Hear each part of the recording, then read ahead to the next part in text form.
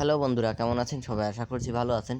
তো আজকে আপনাদের বলতে চলেছি আমার সাইকেলের সমস্ত ডিটেলস।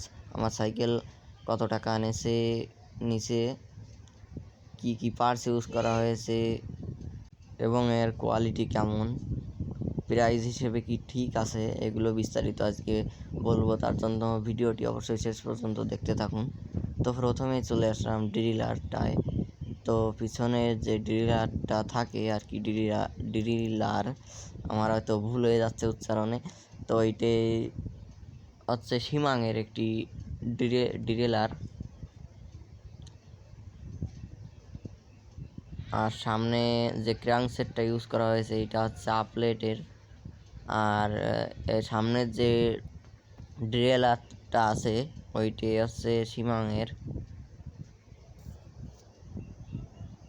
আপনারা তো জানেনই সিমাং কীরকম কোয়ালিটি সম্পন্ন পার্টস তৈরি করে থাকে আর কি, সিমাং কোম্পানি। আর পিছনে ব্রেক হিসেবে মেকানিক্যাল ব্রেক ইউজ করা হয়েছে।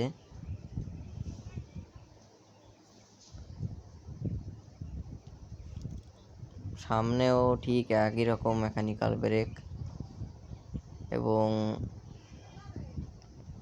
গিয়ারের যে শিফটার ওইটা হচ্ছে সিমাংয়ের।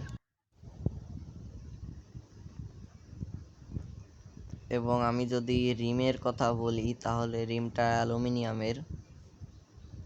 এবং আপনারা যদি ভেবে থাকেন যে স্পকে প্লাস্টিকের খাপ পরানো আর কি, তাহলে ভুল ভাবছেন, এটি অরিজিনালি রং করা। রিমটা হলো আপলেট কোম্পানির। আর যে ফ্রেমটি হচ্ছে একদম বাজে কোয়ালিটি, মানে যাকে বলে অনেক ভারী লোহার স্টিলের ফ্রেম। হয়তো অ্যালুমিনিয়ামেরটা নিলে অনেক ভালো হতো, কিন্তু আমাদের এখানে অনেক দাম সাইকেলের, যার কারণে নিতে পারিনি। সামনে সাসপেনশন আপনারা তো দেখতেই পারছেন, লক আনলক সিস্টেম রয়েছে। এবং এই পাশের এইটাকে আমি বুঝতে পারলাম না কি জিনিস। আর হ্যান্ডেল বার হিসেবে আপলেট কোম্পানির একটি হ্যান্ডেল বার ইউজ করা হয়েছে। আর স্টিম তো শর্ট না, যার কারণে স্টিমটাও অ্যালুমিনিয়ামের। যাই হোক, ভালোই। আমি স্টিমটা এক্সচেঞ্জ করে একটি শর্ট স্টিম লাগাবো। আর আপনারা তো দেখতেই পারছেন গিয়ার শিফটিং অনেক ভালো। গিয়ার শিফটিং তো আপনাদের করে দেখালাম।